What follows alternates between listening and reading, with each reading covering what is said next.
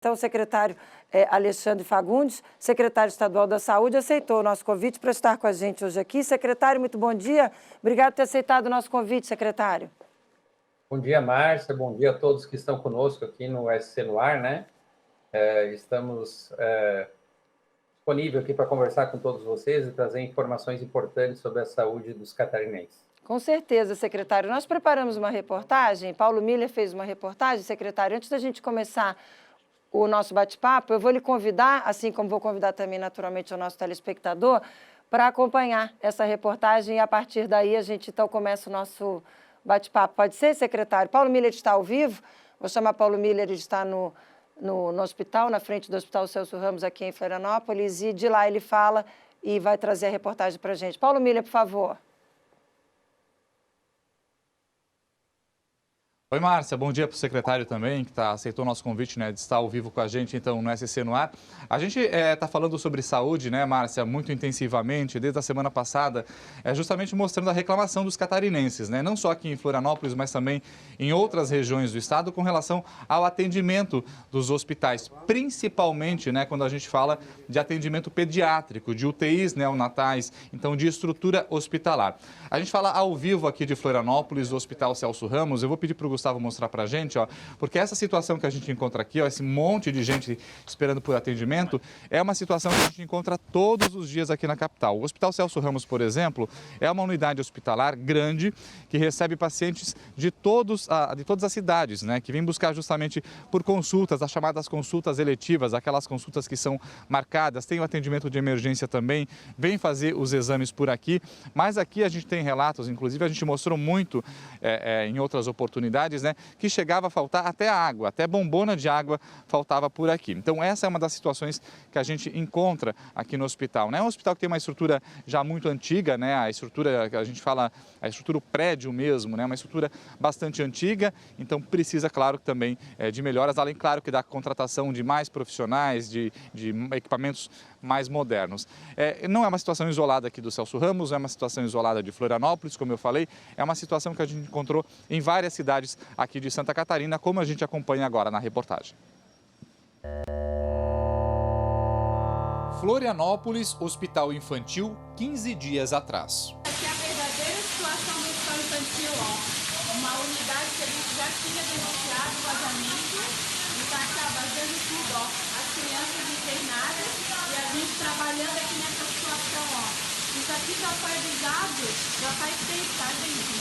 Já tem uns 10 dias já que a gente avisou, ó. Uma ala ficou alagada. Problema que no ano passado já havia inundado o Centro de Estudos e a ala de emergência do Joana de Guzmão. Parte do forro desabou, ninguém se feriu. No mês passado, cirurgias eletivas chegaram a ser suspensas porque o tomógrafo estava quebrado há 3 semanas. Aparelhos auditivos estavam sem manutenção e o certificado de revisão vencido. Em 2021, o hospital ficou 2 meses sem intensificador de imagens, usado para fazer raio-x. Em março do ano passado, a climatização da UTI e do centro cirúrgico foi comprometida porque 4 dos 8 aparelhos de ar-condicionado pifaram. Nesta mensagem enviada no último dia 13 ao SC no Ar, médicos relataram a falta de medicamentos básicos, como paracetamol e dipirona. O Joana de Guzmão é referência para o atendimento médico infantil para todo o estado de Santa Catarina. A unidade hospitalar conta com 22 mil metros quadrados de área construída. Recebe pacientes de várias regiões em busca das especialidades que são oferecidas aqui. Há quase 6 décadas, o atendimento médico infantil pediátrico é realizado nesse espaço. Todos os dias chegam ambulâncias de diferentes cidades. A Mônica veio de Rio do Sul consultar a filha em Florianópolis. Médico para rim infantil lá não tem. A gente tem que se deslocar até aqui. Os problemas não estão restritos ao Joana de Guzmão. O serviço de pediatria do Hospital Florianópolis, na região continental, está suspenso há 1 ano, dificultando o deslocamento dos pacientes para outros locais. Muita gente não tem condições de pegar ônibus, nem de pagar um carro, mas aqui ainda consegue vir a pé, tendo a pediatria aqui. Mas se fosse no infantil já não tem como. A emergência pediátrica no Hospital Regional de São José está fechada desde fevereiro do ano passado por causa da pandemia. Em março, o Conselho Regional de Medicina encontrou diversos problemas no setor de neonatologia do regional. Escalas sem médicos diaristas nos finais de semana, leitos de internação lotados, pacientes com necessidade de internação na unidade de cuidados intermediários em outros locais, à espera de vaga ou transferência, e certificado de regularidade de inscrição vencido desde 2007. O CRM encaminhou o relatório com as irregularidades para a Secretaria Estadual de Saúde, Ministério Público e Tribunal de Contas do Estado. E nos próximos dias, uma nova vistoria vai ser feita no Regional de São José para avaliar as condições gerais do hospital. O Sindicato dos Médicos está preocupado com a situação das UTIs neonatais em Santa Catarina. Nós estamos ouvindo reclamações dos nossos colegas já há muitos anos.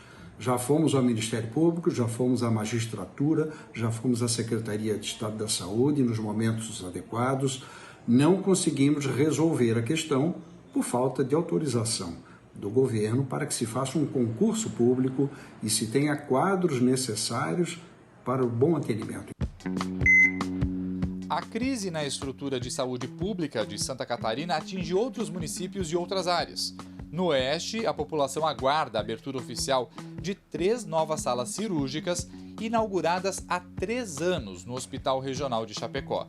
A unidade é referência no atendimento de 1.300.000 pessoas. O Complexo Madre Teresa, um anexo do Hospital Marieta Conder-Bornhausen em Itajaí, até agora não foi aberto porque faltam até mobílias. Há 10 anos a comunidade luta pelo espaço. No Hospital Infantil de Joinville, a queixa dos pais é pela demora no atendimento e na negligência, como mostrou o SC no ar na semana passada. Tem dias que a espera passa de 8 horas. A Patrícia, que tem uma filha de 9 meses, é uma das pessoas que levou a situação ao Ministério Público. O que a gente quer é dignidade, cara, é tratamento correto, é isso.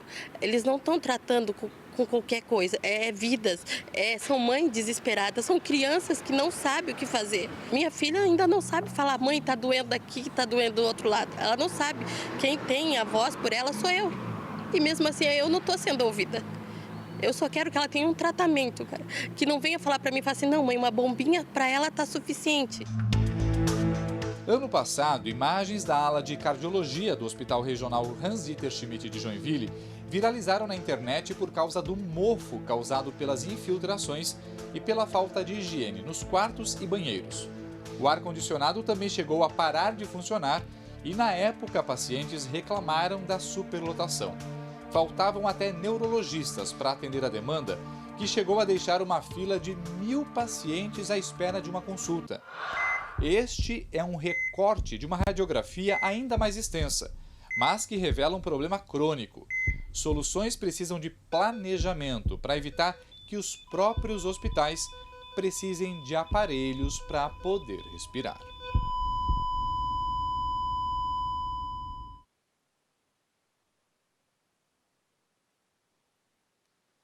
Tá aí, gente. Essa aí é uma pequena radiografia, né, que a gente fez de alguns hospitais, de algumas regiões, né? A gente sabe que o problema é muito maior, né? Tanto é que no começo do SC no ar a gente falou, inclusive, da importância da participação das pessoas, viu? Das pessoas justamente trazerem os problemas, trazerem inclusive os elogios também que também são necessários, né? Mas que a gente possa mostrar justamente essa realidade. Algumas dessas situações, inclusive, que nós mostramos aí na reportagem, elas são acompanhadas pelo Ministério Público. O Ministério Público que abriu vários inquéritos justamente para atuar, né, e cobrar respostas aí justamente do Estado. Algumas dessas situações, viu? A gente até pediu para o Ministério Público uma resposta para saber como que está o andamento desses inquéritos. Com relação ao tomógrafo ali do Hospital Infantil Joana de Guzmão, na capital, o Ministério Público informou que o Estado já respondeu, né, todos os questionamentos que foram encaminhados pelo órgão, e no dia 16 o promotor de justiça fez uma visita lá em loco ao Hospital Infantil Joana de Guzmão aqui na capital, uma visita técnica onde constatou que o equipamento já está funcionando e agora, claro, que o Ministério Público acompanha justamente a aquisição de um segundo aparelho de tomógrafo que o Estado já comprou e precisa ser instalado, além de acompanhar também a demanda reprimida gerada pela falta do primeiro tomógrafo.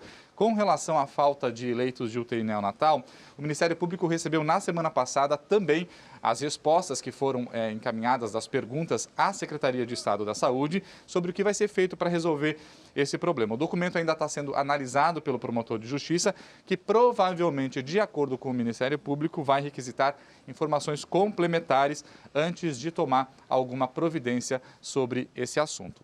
Márcia. Valeu, Paulo Miller. Obrigada. Paulo Miller, por gentileza, continue posicionado, continue nos acompanhando. Se você quiser fazer qualquer pergunta ao secretário, obviamente chama que você entra e fala aqui com a gente, com o nosso telespectador e com o secretário Alexandre Fagundes. Secretário Alexandre Fagundes, agora sim vamos começar o nosso bate-papo. O que o senhor achou de tudo isso que a gente mostrou? Bom, Márcia, essas situações, elas ocorrem, né? Como a gente viu algumas reportagens que o Paulo trouxe para nós, né, pontuais de problemas estruturais, como o vazamento de um cano, a gente tem que entender que esses equipamentos são bastante complexos, esses hospitais, e essas situações ocorrem, prontamente elas são resolvidas, né, e felizmente, na maioria das situações, a parte estrutural acaba a gente não tendo prejuízo no atendimento das pessoas.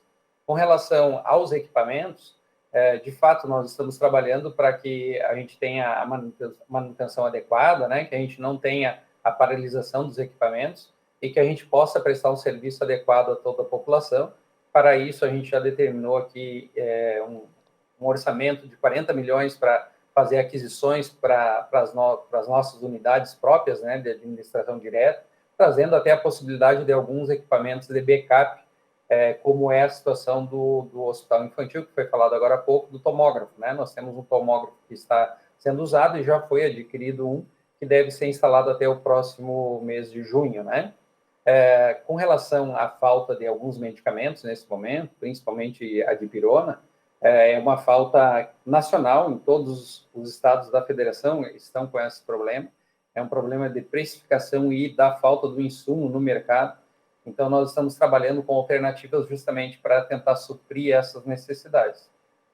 Do modo geral, a sobrecarga nas portas dos hospitais, que acarreta nessa demora e até talvez na qualidade, no atendimento, em função dessa sobrecarga, e aqui falando, nós tivemos aí nas últimas semanas, nos últimos dias, isso acontecendo principalmente nas unidades que são referência para a pediatria, em função do período sazonal, né, onde nós temos as doenças de inverno, as doenças respiratórias, então existe uma demanda maior nesse período do ano, mas também nós estamos discutindo com os municípios e entendendo toda a rede de atenção, né? Quando nós falamos do Sistema Único de Saúde, nós temos toda uma rede preparada para esse atendimento e espera-se que 80%, 85% desse atendimento ele tenha resolutividade na atenção primária, para que daí sim as unidades hospitalares façam um atendimento da média e alta complexidade. Quando a gente tem alguma dificuldade nessa rede,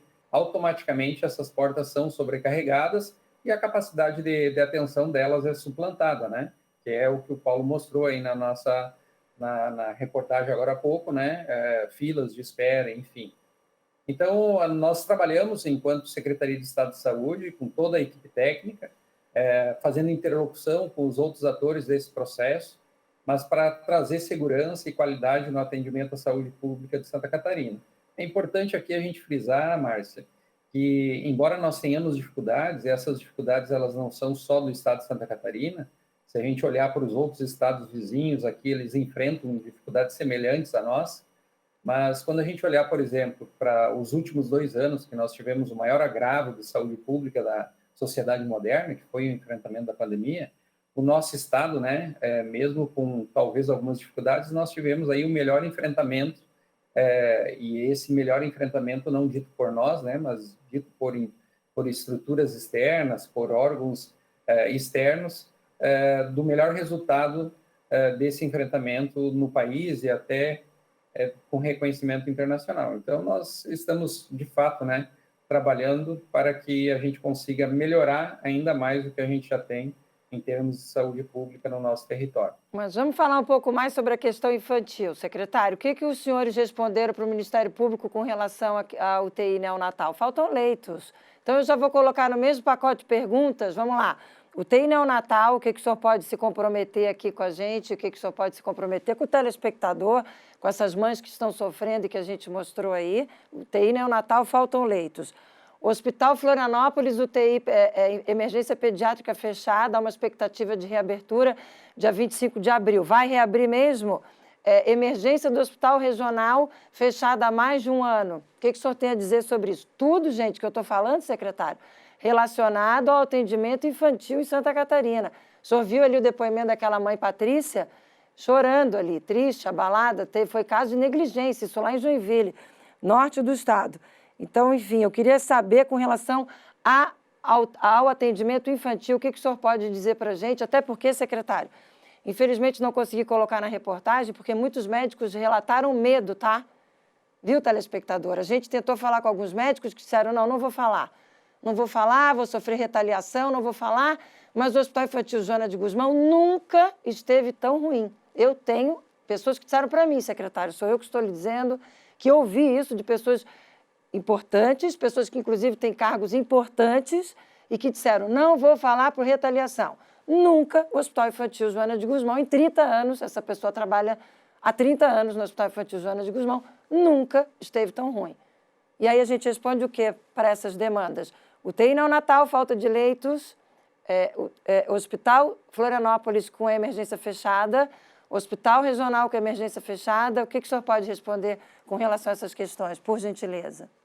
Bom, mas com relação aos leitos de UTI neonatal, nós estamos trabalhando não só na Grande Florianópolis, nós estamos trabalhando em todas as regiões do estado, né? Essa situação que tu coloca dessa falta de leitos, ela não é uma falta desse momento, ela é uma falta já há um bom tempo, há um longo tempo. A gente vem trabalhando numa capacidade de oferta de leitos, trabalhando sempre no limite. Como eu falei, ela não é uma situação isolada só do estado de Santa Catarina, ela acontece no Rio Grande do Sul, Paraná, São Paulo, né? Mas, enfim, a gente tem que trabalhar para trazer segurança para as pessoas, né? Esse é o papel do gestor público, é o papel da Secretaria de Estado de Saúde, construir junto com toda a rede essa oferta robusta, né, para a gente trazer segurança.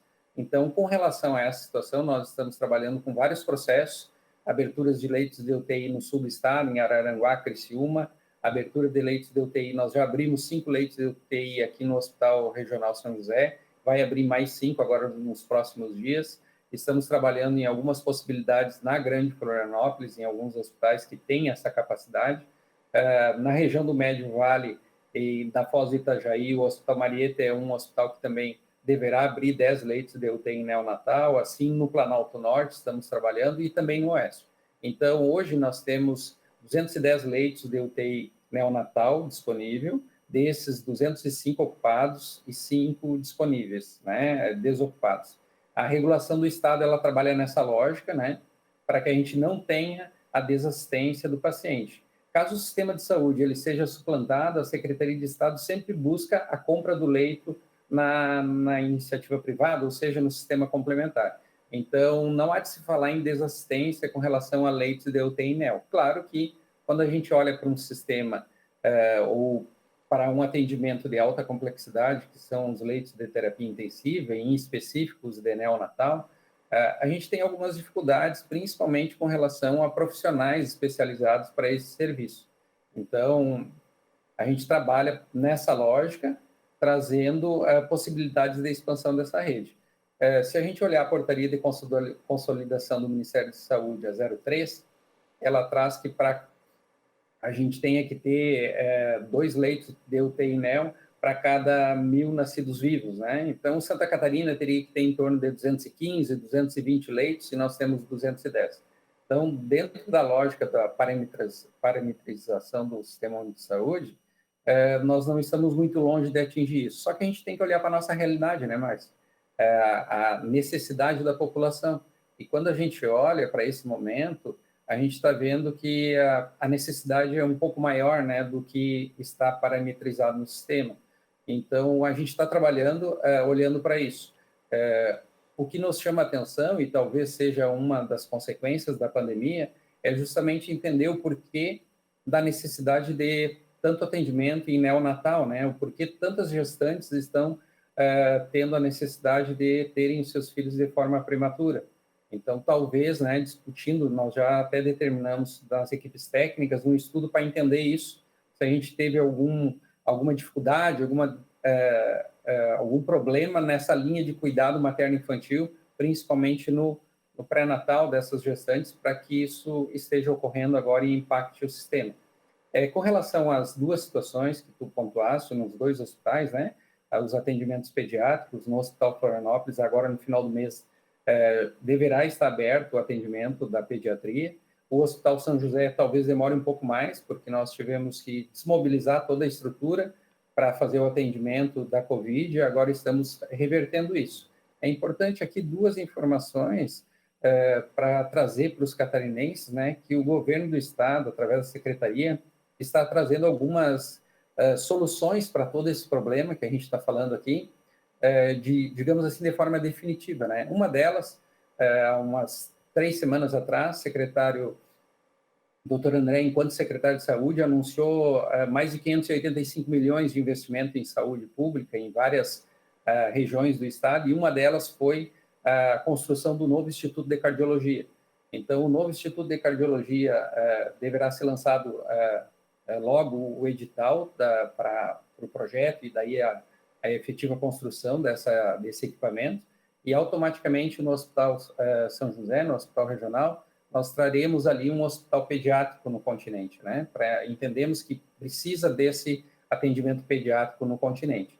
E lá no infantil, ele é um equipamento, um dos hospitais que está dentro do projeto do complexo hospitalar, que inclusive amanhã tem a audiência pública, e estamos num período de consulta pública, né, de 11 de abril a 11 de maio, ao qual 4 hospitais vão estar dentro desse complexo hospitalar, que será o maior do Brasil e um dos maiores da América Latina, uma parceria com o Banco Interamericano, o BID, e novamente, né, o Estado trabalhando para que a gente consiga resolver essas situações, né, que o Paulo trouxe na reportagem.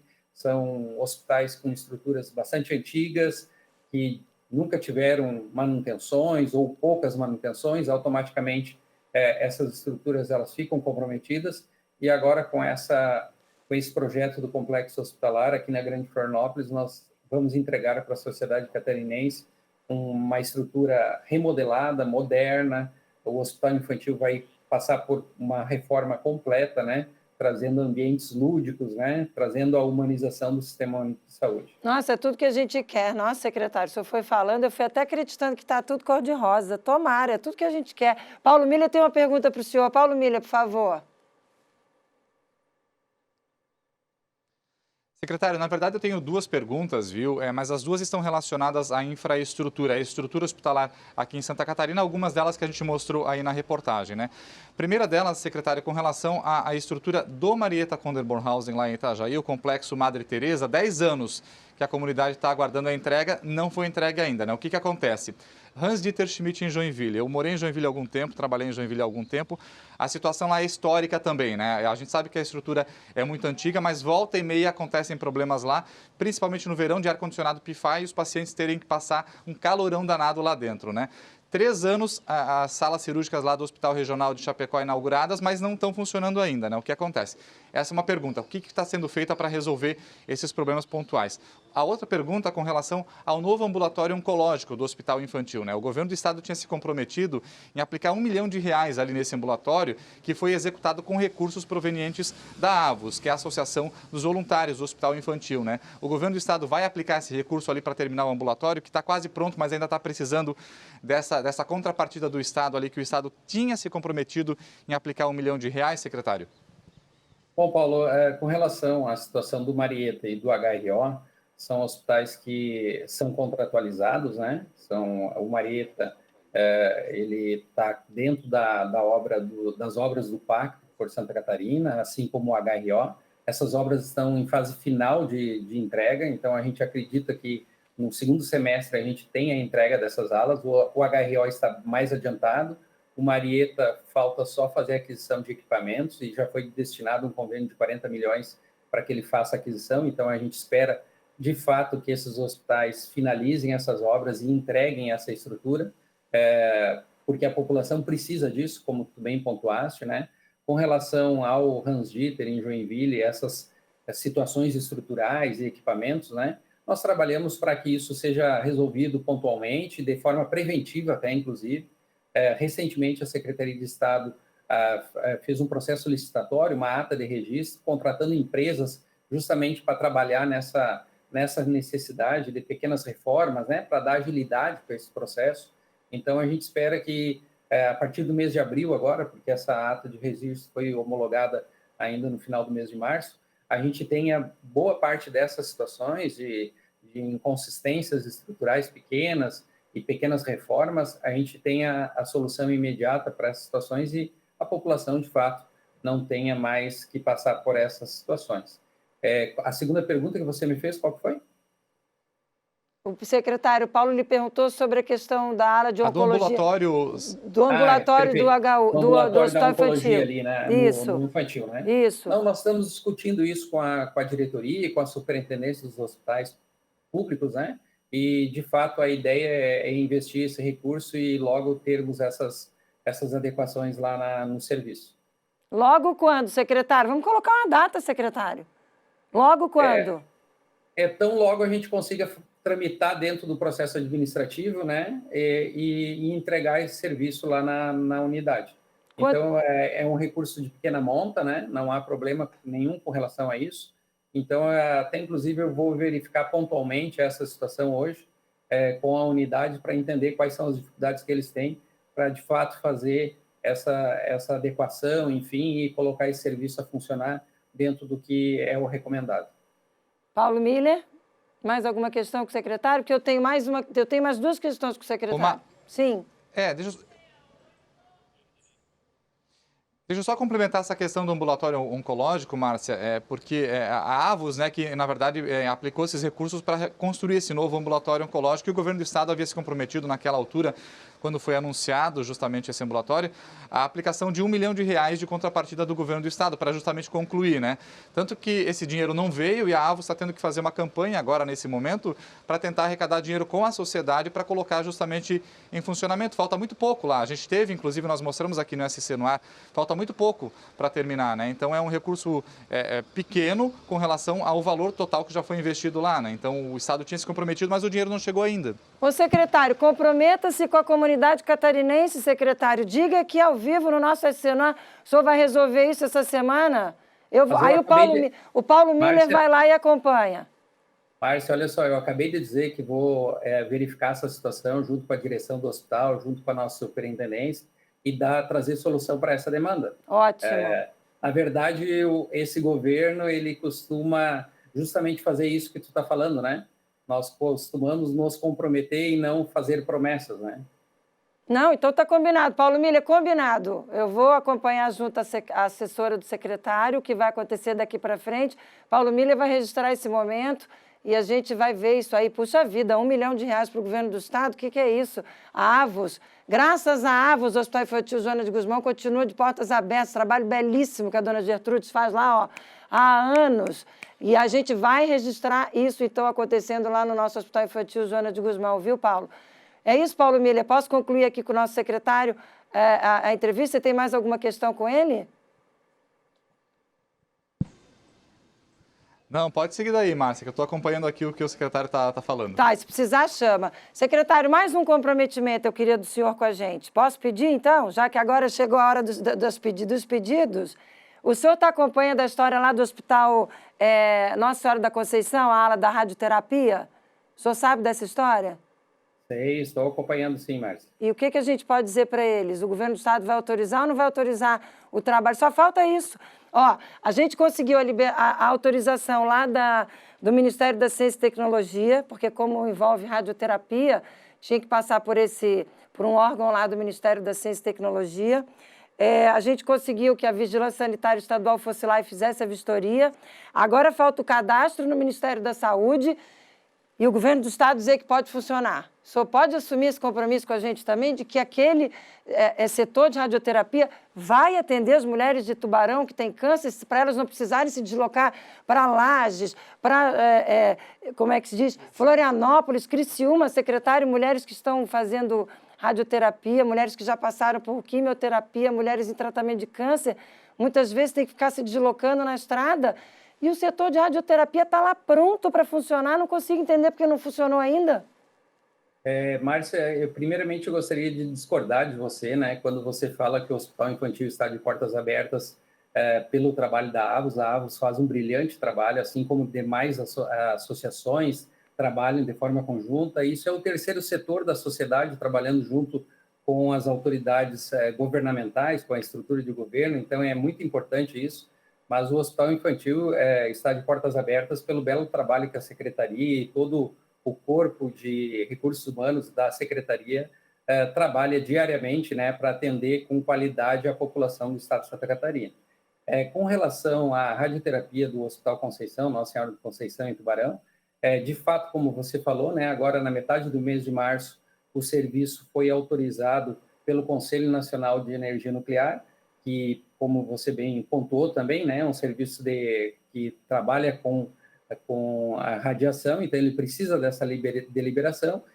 Nós já determinamos, por solicitação própria do próprio governador Carlos Moisés, a vistoria da vigilância, que já ocorreu, como tu bem pontuaste, e não depende do Estado de Santa Catarina, né? Eu não consigo me comprometer com os catarinenses, algo que está fora da nossa governança. Então, a autorização, a habilitação do serviço de radioterapia depende do Ministério da Saúde. O que a Secretaria de Estado pode se comprometer é na agilidade do processo, e nós estamos trabalhando não só nesse processo, em vários outros processos para dar essa agilidade, para que todos esses processos sejam inseridos nos sites, né, que é o sistema do Ministério da Saúde, e aí fazer essa interlocução com o ministro e todos os seus secretários, né, para que essas demandas sejam autorizadas. Nós temos vários outros serviços que estão pendentes de autorização do Ministério da Saúde. A partir daí, esse serviço, sim, está autorizado pelo Ministério da Saúde a funcionar, e nós poderemos incluir isso no contrato lá do Hospital Nossa Senhora da Conceição em Tubarão. O senhor arrisca um prazo para isso? O senhor acha que isso vai acontecer em quanto tempo? Esse prazo, ele não é da Secretaria de Estado, ele é do Ministério da Saúde. As autorizações nas habilitações em alta complexidade, que é essa demanda desse serviço, é do Ministério, mas, inclusive, semana que vem eu estarei indo a Brasília por ocasião da reunião mensal que ocorre da Câmara Tripartite, e vou tratar, dentre outros assuntos, esse assunto, né, somando aos vários outros processos que estão pendentes de habilitação. Então, a Secretaria de Estado, ela não se priva, né, de fazer todo esse trabalho, de intensificar todas essas solicitações frente ao Ministério, para que, de fato, a gente consiga trazer robustez para a nossa saúde pública no Estado de Santa Catarina. Coisa boa. Então, a gente vai acompanhar também. Para fechar, não posso lhe receber aqui, não perguntar de dengue, secretário. A gente tem falado bastante sobre dengue aqui. Qual é a mensagem que o senhor quer deixar para o catarinense? Porque, nesse caso, todo mundo tem que fazer a parte, né? Não adianta só o poder público fazer, o cidadão também tem que fazer a parte dele, né? Exatamente, Márcia. A dengue é uma situação que está nos preocupando, né? Em especial na região oeste do estado, mas também a própria Grande Florianópolis, o Médio Vale, ali na região de Blumenau, Brusque, assim como na região nordeste. Nós precisamos, né, que a população entenda que a dengue, ela é uma doença causada por um vírus, mas a transmissão é feita por um mosquito, o Aedes, e a gente precisa ter o controle dessa população, dessa infestação desse vetor, para que a gente tenha uma situação sob controle, né, e não tenhamos muitas pessoas infectadas com o vírus, acarretando numa demanda extra de todo o sistema, principalmente as portas de entrada, né, unidades básicas, UPAs, pronto atendimentos hospitalares. Então, o que a gente pede para a população é que eles colaborem, né, verifiquem seus espaços domiciliares, de trabalho, enfim, eliminem toda e qualquer possibilidade de recipientes que possam reter água e se tornarem um foco de proliferação do mosquito. Fazendo isso, eles colaborem muito com todo o nosso trabalho que está sendo feito. O Estado está dando um suporte hoje. Nós, há 3 semanas, né, estamos lá na região oeste, intensificando todas as ações com os municípios, mas hoje a Superintendência de Vigilância e Saúde, o Macário, está com toda a equipe, inclusive com uma equipe desde a semana passada da Organização Pan-Americana, a OPAS, com médicos infectologistas, trazendo qualificação para a rede, né, melhorando o manejo clínico dos pacientes, para que a gente evite o grande mal, e é o grande objetivo do sistema de saúde, que é evitar a perda de vidas das pessoas, né, garantindo a segurança e a saúde.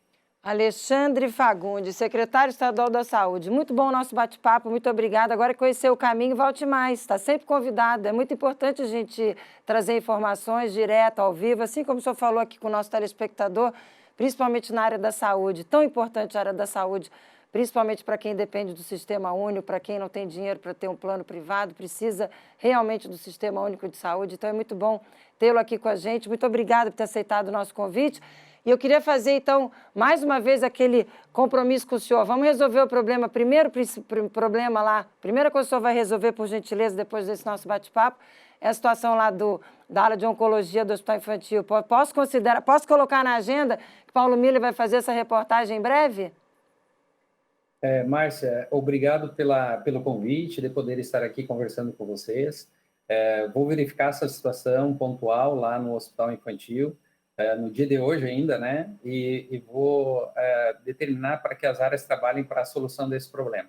É sempre importante, né, que vocês da imprensa tragam esses assuntos em pauta, porque é a oportunidade que nós, enquanto gestores, podemos conversar com a sociedade e trazer informações, trazer os encaminhamentos que estamos dando, né, para a solução dos problemas de saúde, e são problemas importantes, né?